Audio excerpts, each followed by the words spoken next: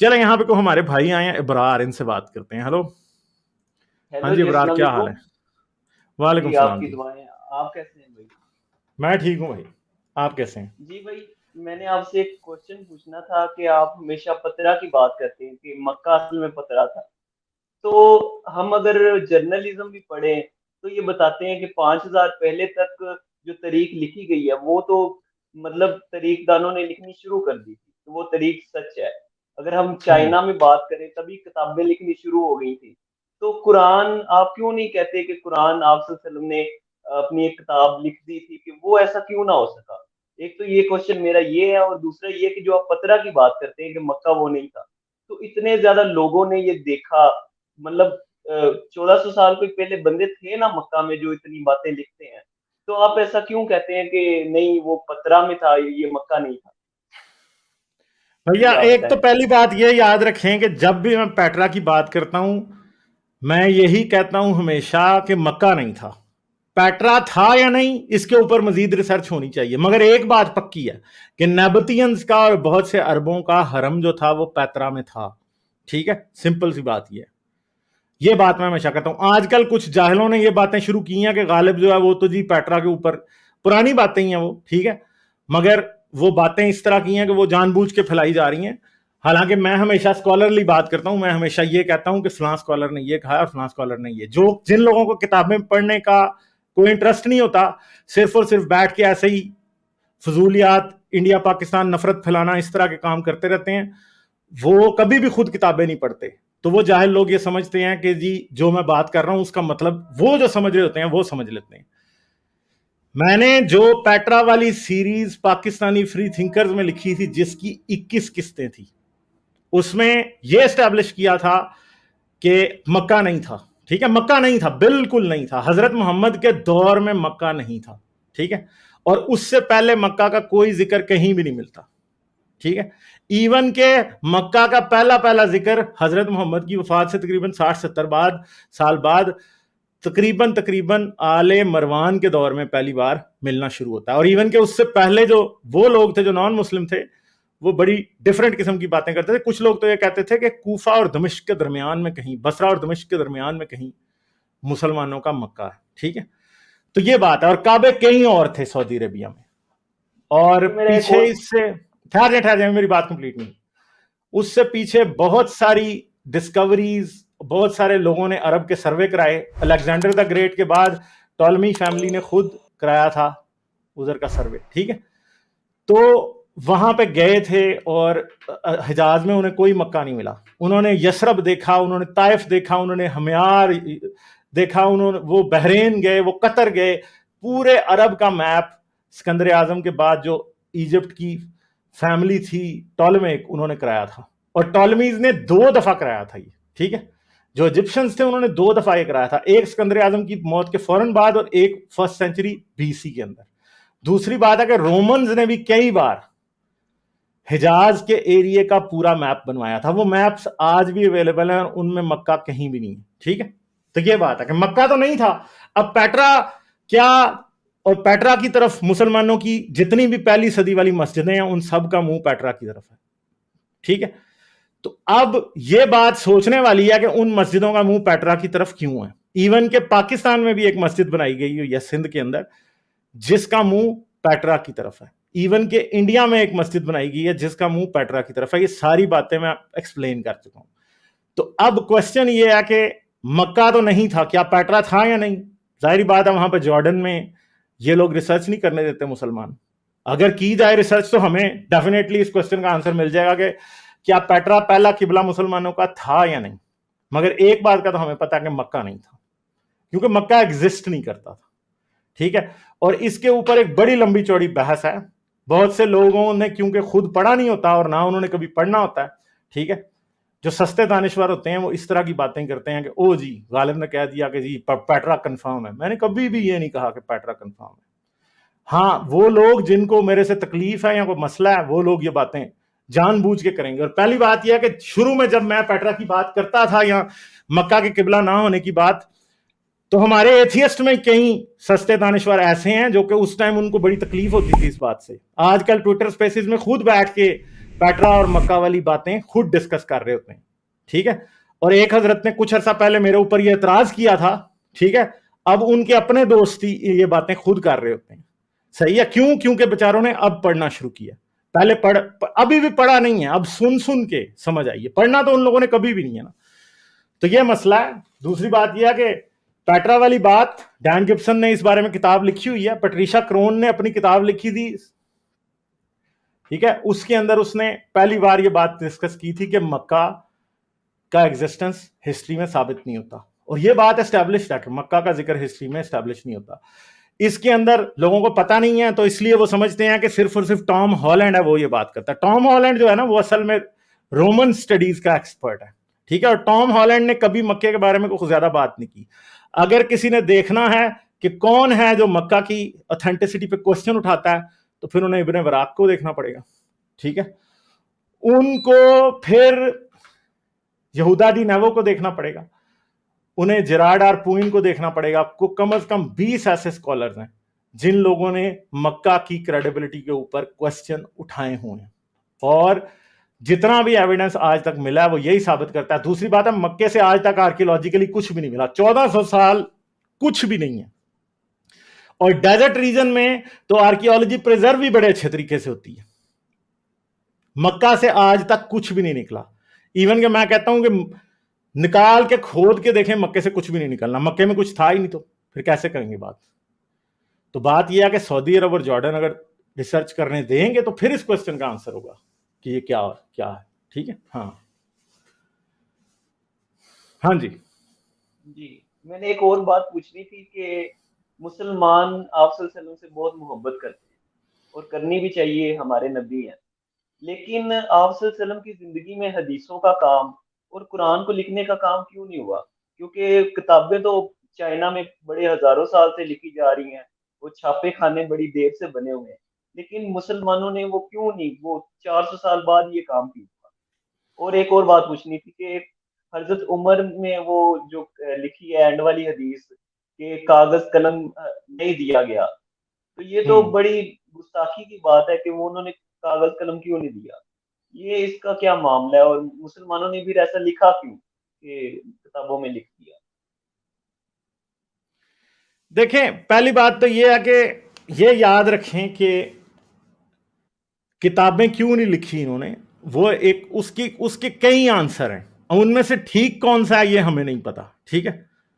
ایک بات تو یہ ہے کہ ہسٹوریسٹی بہت زیادہ کوسچنیبل ہے. یہ قرآن جو ہے یہ کیا حضرت محمد نے دیا تھا یا نہیں، یہ بہت بڑا کوسچن ہے، کیونکہ حضرت محمد کے وجود کا ایسا کوئی ثبوت نہیں ملتا کہ جہاں پہ یہ اسٹیبلش کیا جا سکے کہ حضرت محمد پہ ہی یہ قرآن نازل ہوا تھا، اور حضرت محمد جیسا کوئی شخص ایگزسٹ بھی کرتا تھا، ٹھیک ہے. ہسٹورک پروف حضرت محمد کا نہیں ہے، ٹھیک ہے. آرکیولوجی کی ریسرچ کی ضرورت ہے جو کہ کی جائے گی تو تب پتہ لگے گا کہ حضرت محمد موجود بھی تھے یا نہیں تھے، ٹھیک ہے. دوسری بات یہ ہے کہ قرآن کہاں سے آیا. قرآن کے بارے میں اسکالرز کافی زیادہ باتیں کرتے ہیں، جس میں سے ایک بات یہ بھی ہے کہ یہ قرآن کسی ایک شخص کا کلام نہیں ہے، یہ عربوں کے اندر بہت سارے اور بھی لوگ تھے جن کی کنٹریبیوشن اس قرآن میں ہو سکتی ہے. قرآن کمپائل کس نے کیا تھا؟ دیکھیں، عثمان کی اور ابو بکر کی جو کمپائلیشن آف دا قرآن ہے وہ دونوں جھوٹ ہیں 100%، ٹھیک ہے. اور وہ حدیثیں خود ہی ثابت کر دیتی ہیں کہ وہ جھوٹ ہیں. جیسے ایک سمپل سی بات ہے کہ آیت رجم کی بات تھی کہ عمر کہتا ہے کہ جب ابو بکر نے قرآن اکٹھا کیا تو آیت رجم اس میں نہیں تھی، ٹھیک ہے. آیت رجم باہر رہ گئی تھی، حالانکہ آیت رجم تھی. اور آیت رجم کے بارے میں اور بھی بہت سے صحابی ہیں جو بات کرتے ہیں. پھر اور بہت سے صحابی ہیں جو یہ بات کرتے ہیں. ایک صحابی تھا، وہ مدینے میں آیا، بڈھا صحابی تھا، تو لوگوں نے اس سے پوچھا کہ قرآن، تو اس نے کہا بھائی تم سورہ احزاب میں کتنی آیتیں پڑھتے ہو؟ تو اس نے کہا کہ جی اتنی پڑھتے ہیں. انہوں نے کہا یہ تو سورہ بقرہ جتنی لمبی تھی، ٹھیک ہے، یہ اب اتنی تھوڑی سی رہ گئی ہے. تو آدھی آیتیں اس کی غائب تھی، ٹھیک ہے. تو اب کوسچنیبل بات یہ ہے کہ اگر عثمان نے کمپائل کیا تھا قرآن، تو عثمان کے قرآن کے کمپائل ہونے کے وقت سب کو یہ پتا تھا کہ ابو بکر کے قرآن سے کون کون سی آیتیں رہ گئی ہیں، جیسے آیت رجم تھی، ٹھیک ہے، اور بہت سی آیتیں تھیں جو رہ گئی تھی. تو عثمان نے پھر بھی وہ آیتیں شامل نہ کی، ٹھیک ہے. عثمان نے پھر بھی کیوں وہ آیتوں کو شامل کرنا نہ ضروری سمجھا جو کہ ابو بکر کے قرآن میں رہ گئی تھی؟ یہاں تو ایک بات یہ ہو سکتی ہے کہ عثمان اور ابو بکر اور عمر سب کا اس بات پہ اتفاق تھا کہ یہ والی آیتیں قرآن میں نہیں ہونی چاہیے، ٹھیک ہے؟ تو اگر تو یہ بات ہے تو اس کا مطلب ہے کہ قرآن تو پھر بدلنے والے عثمان اور ابو بکر خود ہی ہو گئے، ٹھیک ہے؟ پھر کہتے ہیں کہ علی نے بھی ایک قرآن کی تدوین کی تھی، کمپائلیشن کی تھی، تو وہ قرآن کی طرح، ٹھیک ہے؟ مگر میں اچھے طریقے سے یہ باتیں بتا چکا ہوں کہ عبداللہ بن مسعود کا قرآن، علی کا قرآن، ابی بن کعب کا قرآن، ان سب کے قرآن جو ہے نا ایگزسٹ کرتے تھے اور مختلف شہروں میں یہ پڑھے جاتے تھے، لوگوں نے یاد کیے ہوئے تھے۔ شروع میں قرآن جب آیا تو اس میں بہت زیادہ اختلاف تھا، کیونکہ کسی نے کوئی قرآن حفظ کیا ہوتا تھا، کسی نے کوئی حفظ کیا ہوتا تھا۔ مسلمانوں نے اس بات کو، اور یہ بات ہسٹری میں اسٹیبلش ہے، مسلمانوں نے اس بات کو انڈرمائن کرنے کے لیے یا اس بات کو جھوٹ ثابت کرنے کے لیے ایک بہت ہی بھونڈا سا اعتراض یا بہت ہی بھونڈی سی بات کی کہ قرآن 7 حرفوں پہ نازل ہوا تھا اور اس کی ڈیفرنٹ قرتیں تھیں، ٹھیک ہے؟ اگر قرآن کی ڈیفرنٹ قرتیں تھی، میرے خیال میں تو قرآن کی ڈیفرنٹ قرتیں ہو ہی نہیں سکتی تھی۔ ایک طرف یہ کہتے ہیں کہ قرآن اورلی ٹرانسمٹ ہو رہا تھا۔ اورلی ٹرانسمٹ ہونے کا کیا مطلب ہے کہ میں ایک پنجابی ہوں، اردو بولتا ہوں، اور قرآن مجھ پہ نازل ہوا ہے، یہ میرے ایکسنٹ میں ہے، اور اگر آپ چاہے بھوپال کے ہیں، چاہے آپ کلکتے کے ہیں، چاہے آپ تہران کے ہیں، آپ قرآن جب مجھ سے اورلی سیکھ رہے ہیں تو آپ قرت کی غلطی کیسے کر سکتے ہیں؟ ٹھیک ہے؟ سب سے پہلا کوسچن یہ ہے کہ آپ قرت کی غلطی کریں گے کیسے؟ یہ کہتے ہیں کہ شروع میں قرآن اورلی ہی ٹرانسمٹ ہوتا تھا، تو قرت کی غلطی کیسے ہو گئی پھر؟ ٹھیک ہے؟ پھر دوسرا مسئلہ یہ ہے کہ اگر قرت کی اس لیے ہم قرت کی غلطی والا، اگر قرآن واقعی میں مکے میں نازل ہوا تھا، حضرت محمد پہ نازل ہونا شروع ہوا تھا، مدینے تک گیا تھا، مدینے سے صحابی جاتے تھے باقی تمام عرب میں اور باقی دنیا میں اور جا کے لوگوں کو قرآن سکھاتے تھے، تو بھائی وہ تو پھر قریش کے ڈائلیکٹ میں آلریڈی سکھا رہے تھے نا، لوگوں نے کیسے بدل لیا پھر؟ اب دوسری بات یہ ہے کہ قرآن لکھا ہوا کوفے گیا تھا، قرآن لکھا ہوا یروشلم گیا تھا، قرآن لکھا ہوا تھیبس گیا تھا اور باقی دنیا کے شہروں میں لکھا ہوا گیا تھا، تو پھر قرت کی غلطی ہو سکتی ہے۔ اور ایک بات ہمیں سمجھ آتی ہے کہ یہ شاید واقعی لکھا ہوا ہی گیا تھا دوسری جگہوں پہ۔ یہ اورل ہسٹری والا جو ڈرامہ ہے نا، یہ بالکل جھوٹ بات ہے، کیونکہ اگر اورلی گیا ہوتا تو پھر قرت کی اختلاف اتنے زیادہ پیدا ہو ہی نہیں سکتے تھے۔ اور پھر اگلی بات یہ ہے کہ اگر لکھا ہوا گیا تھا تو بھائی پھر آپ کا حضرت محمد کا امی والا کوسچن کہ حضرت محمد امی تھے، لکھ نہیں سکتے تھے، تو یہ سارے کوسچن بہت بڑے بڑے کوسچنز بن جاتے ہیں کہ قرآن کیا اورلی ٹرانسمٹ ہو رہا تھا یا وربلی ٹرانسمٹ ہو رہا تھا۔ تو پھر اینڈ پہ جو اسکالرز ہیں، جو آج کل خاص طور پہ ویسٹرن اسکالرشپ ہے، وہ یہی مانتی ہے کہ قرآن جو ہے بیسیکلی وہ شاید عرب کے مختلف حصوں میں مختلف قسم کے فوک قسم کے یہ چل رہے تھے، ساری نظمیں شزمیں جو یہ لوگ گاتے بھی تھے اور پڑھتے بھی تھے۔ بہت سا قرآن جو ہے حضرت محمد سے پری ڈیٹ بھی کر سکتا ہے، حضرت محمد کے بعد بھی ہو سکتا ہے، یہ بتانے کا کوئی طریقہ نہیں ہے کہ واقعی قرآن حضرت محمد میں نازل ہوا تھا۔ اور قرآن کی ٹیکسچوئل ہسٹری جو ہے وہ آل مروان سے پہلے اسٹیبلش نہیں کی جا سکتی۔ بہت سے قرآن جو اس سے پیچھے ملتے بھی ہیں، ان کے اوپر کہیں یہ لکھا نہیں گیا کہ یہ قرآن ہے بھی ہے کہ نہیں۔ یعنی برمنگم کا جو قرآن ہے اس کے اوپر وہ ایک تو ہے وہ 1% 2% اس قرآن کا، اور کہیں سے بھی یہ نہیں کہا جا سکتا کہ یہ قرآن کے صفحے ہیں۔ وہ ایسے ہے کہ وہ کسی شاعری کے کسی کے صفحے ہیں اور کوئی اس کو کسی مقصد کے لیے استعمال کر رہا ہے۔ یہ ثابت نہیں ہو سکتا کہ وہ قرآن جو ہے وہ حضرت محمد سے منسوب ہے، ایون کہ عثمان سے نہیں کیا جاتا۔ اب عثمان کے قرآن کے بارے میں ایک بہت بڑا جھوٹ ہے، وہ یہ ہے کہ حضرت عثمان کا جب قتل ہوا تو درمیان میں قرآن تھا اور پیچھے حضرت عثمان تھے، اور قتل کرنے والے نے جب تلوار ماری تو خون نکل کے ایک آیت تھی قرآن کی اس کے اوپر گرا۔ آج دنیا میں تقریباً 7-8 ایسے قرآن ہیں، اس آیت کے اوپر ہر قرآن میں لال سیاہی لگائی گئی ہے اور یہ کہا گیا کہ یہ حضرت عثمان کا خون ہے، اور ہر جگہ یہ معجزہ بتایا گیا ہے۔ ٹوپک کاپی کا جو قرآن ہے اس کے اوپر بھی یہ لال خون لگا ہے، مصر میں ایک قرآن ہے اس کے اوپر بھی لگا ہوا ہے، مدینے میں شاید ایک قرآن ہے اس پہ بھی لگا ہے، کہ دنیا میں 7-8 قرآن ہے، انڈیا میں ایک ہے جس پہ وہ خون لگا ہوا ہے وہاں پہ، ٹھیک ہے؟ تو بات سوچنے کی ہے کہ اصلی ان میں سے کون سا ہے، تو بات سمجھ یہ آتی ہے کہ کوئی ایک بھی اصلی نہیں ہے۔ تو قرآن کی ہسٹری کہ قرآن کیسے آیا، حضرت محمد پہ نازل ہوا بھی یا نہیں، یہ سب کچھ ایک بہت بڑا دھوکہ ہے اور بہت بڑا سوال ہے۔ ادھر کچھ بھی نہیں پتا کسی کو بھی کہ اصل میں ہوا کیا تھا، ٹھیک ہے؟ جی سر، ایک اور بات پوچھنی تھی، آخری بات۔ جی جی جی ہم مسلمان ہم مسلمان آپ صلی اللہ علیہ وسلم کو اپنا رول ماڈل مانتے ہیں، اور آپ نے یہ بھی بتایا تھا کہ برین کا جو فرنٹل لوب ہے، کہ اینڈ والا لوب، سامنے والا، جہاں پر بیسک انسٹنکٹ بندے کے ہوتے ہیں، اتنے زیادہ کافروں کو انہوں نے مسلمان کیسے کر دیا؟ کیونکہ ان کی مائیں تو ان کو تلوار کے زور پہ، بھگوان کے قصے تلوار کے زور پہ بتاتے بھائی، تھے، لیکن سر وہ تو ایک تلوار کے اکیلا زور پہ. انسان تھا نا، تو پھر سر وہ ایک اکیلے انسان تھے، تو وہ کس طرح کر سکتے ہیں پھر؟ مجھے بتائیں کہ حضرت محمد نے تلوار اٹھائی تھی، عیسیٰ نے تلوار اٹھائی تھی؟ نہیں، نہیں اٹھائی۔ تو پھر اتنی دنیا میں کرسچن کیسے ہو گئے یہ بتائیں؟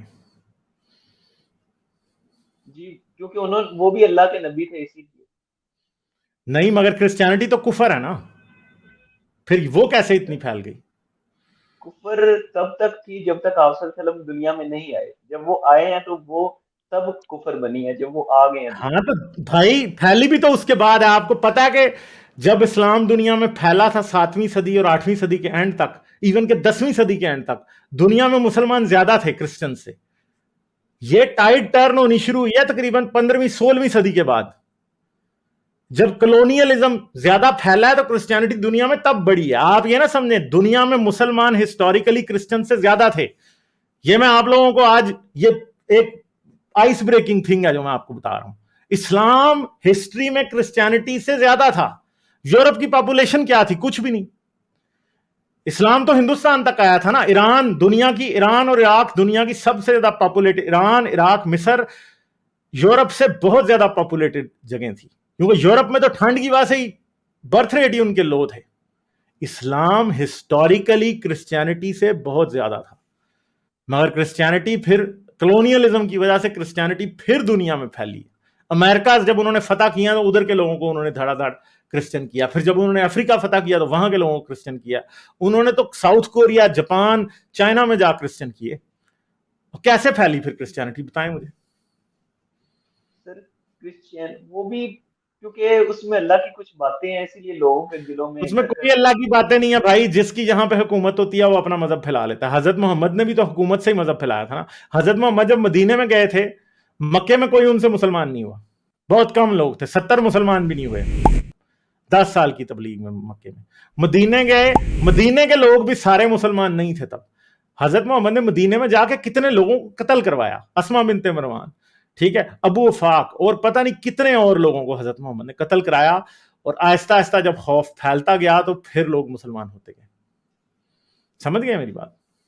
جی لیکن اسما بنت مروان کا تو کہا جاتا ہے وہ غلط اشعار لکھتی تھی، اسی لیے تو اگر کوئی ایسے غلط آپ کو کچھ غلط یار لگے گا تو آپ جیسے بھی تھا، مدینے کے لوگ جب حضرت محمد مدینے میں آئے ہیں تو پورا مدینہ مسلمان نہیں تھا، مگر جب حضرت محمد مرے ہیں تو تقریباً پورا مدینہ مسلمان تھا. ٹھیک ہے، تو آپ کیا سمجھتے ہیں وہ تبلیغ سے مسلمان ہو رہے تھے؟ نہیں، تلوار کے زور پہ ہی ہو رہے تھے. پھر دوسری بات ہے کہ حضرت محمد ریڈنگ پارٹیز نکالا کرتے تھے، ہر طرف جا کے لوٹ مار کرتے تھے. وہ لوگ اس میں بھی شامل ہونا چاہتے تھے کیونکہ عرب کے لوگ تھے نا، غریب تھے، ادھر اگتا کیا تھا؟ کچھ بھی نہیں. تو وہ عرب ہمیشہ سے لٹیرے تھے یار. حضرت محمد سے پہلے بھی حضرت محمد نے کوئی نئی چیز نہیں کی. آ کے حضرت محمد نے چنگیز خان کی طرح ان انتہائی باربیرک قسم کے لوٹنے والے ڈاکو لوگوں کو آرگنائز کر کے انہیں بڑے ڈاکے مارنے کے لیے تیار کیا، صرف اور صرف یہ چیز ہے، اور تو کچھ نہیں. ٹھیک ہے سر، خدا حافظ. اللہ آپ کو چلیں ٹھیک ہے، اوکے اوکے، اگر کچھ برا لگا تو معافی. خدا حافظ. لائک، شیئر اور سبسکرائب کرنا مت بھولیں. اس کے ساتھ ساتھ آپ میرے چینل کو پیٹریون پر سپورٹ کر سکتے ہیں. پیٹریون کا لنک ویڈیو کی ڈسکرپشن میں ہے.